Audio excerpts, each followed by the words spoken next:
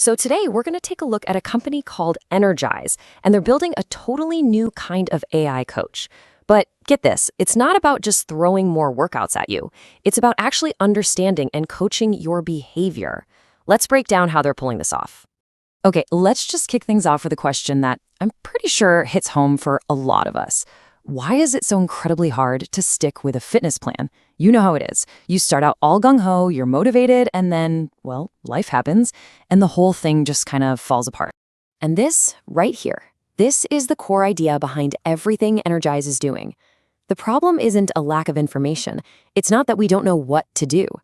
The real problem is that our motivation, our energy, our real-life momentum, it's not a straight line. It goes up and down. It fluctuates. So that brings us to the real diagnosis of what's wrong with most fitness tech out there. It's not that there's too little information, it's that there's way, way too much. It's information overload. I mean, think about it. Most fitness apps feel like these huge, messy libraries, right? They just throw AI-generated plans and these endless dashboards of data at you. Steps, calories, sleep scores, you name it. They're all trying to optimize for information, but they're completely ignoring the actual human problem. This chart just lays out the flaw perfectly. What traditional apps do is they just layer all this intelligent content on top of our naturally unstable behavior. They give you a static plan, but they have no idea what your behavioral state is. They can't tell if you're about to burn out or if you're just building up steam. They only react after you've already logged something. All right, so what does Energize do? Well, they basically flip this entire model on its head. They're making a fundamental shift, moving away from focusing on content and putting behavior front and center. And this makes it so clear, right? The old way is, here's your workout plan, now go follow the schedule. Energize's approach is totally different. It says, whoa, hold on. First, let's figure out where you're at. What's your momentum like? Then, and only then, we'll find the right thing that actually fits you today. And this is where they're not just making a new app, they're trying to create a whole new category. They call it a behavioral performance operating system. So think of it less like an app and more like a system that's constantly interpreting your momentum in real time and changing everything, what you see, how it's shown to you, and when, to match where you're at. So the big question is, how does this thing actually work? Let's pop the hood for a second and take a look inside the behavioral engine that makes this all possible. We'll keep it simple and just focus on how it gets to know you. So it's basically a 4-step process. First, it learns your unique traits and habits, your patterns. Then, based on that, it calculates your current behavioral state, things like your momentum, any friction you're feeling, and your readiness to train. Step 3, it tracks that momentum over time, your trajectory, to see if you're on a roll or heading for a crash.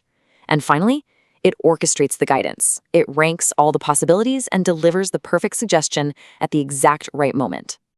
And look, this is super important to understand. This isn't just another generic AI chatbot. It's not some open-ended conversation. It's a highly structured system that's designed to make very specific, helpful decisions. It's all about orchestration, not just open-ended chat. Okay, that's the theory, but what's it actually like to use this thing? What does it look and feel like when you open the app? Let's dive into the user experience. And here's the key. The home screen isn't some static weekly plan that's set in stone. They call it a live surface, and it's literally assembled in real time based on what the engine knows about you right now. So what you see is a direct reflection of what it thinks is the best, easiest way for you to keep your momentum going, whether that's a tough workout, a quick 10-minute walk, or maybe just a reminder to drink some water. You know, what's really smart is how the whole app is designed around this philosophy. The home screen is all about building momentum. The browse section, that's there to give you choice, to build your sense of agency. And the sports section is about helping you build your identity as someone who's active. It's pretty clever. And this is the magic part, right? It's a constant feedback loop. Every time you tap something, edit a workout, or even skip a session, you're not failing. You're actually giving the engine a new signal, valuable data that makes its next recommendation even smarter and more tuned into you. Okay, so let's put a bow on this. Let's bring it all together and talk about why this isn't just a slightly better app. It's really about creating an entirely new category in a very, very crowded space. This final comparison, man, it just says it all. Competitors are busy generating plans. Energize is generating behavioral decisions.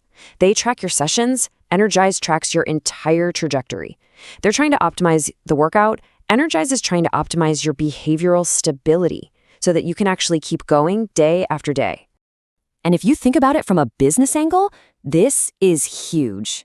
I mean, anybody can build a giant library of workout videos, right? And slapping a generic AI chat function on top of an app is getting easier by the day.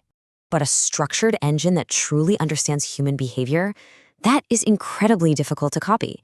And even more important, it has this compounding advantage. It gets smarter, more accurate, and more valuable with every single thing a user does. So when you really put all the pieces together, it becomes crystal clear that the goal here isn't just to build a slightly better version of something that's already out there. It's about creating something totally new, a new category they call behavioral performance infrastructure. Suddenly, this isn't just about fitness anymore. It's about the very foundation of how we build and sustain any kind of positive behavior in our lives.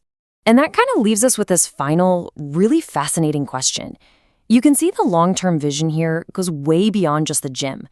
What if the same behavioral engine could be used for, say, learning a new skill, or for our productivity, or even our mental well-being? What if our technology could finally help us solve that core human problem? Not just figuring out what to do, but actually finding a way to keep on doing it.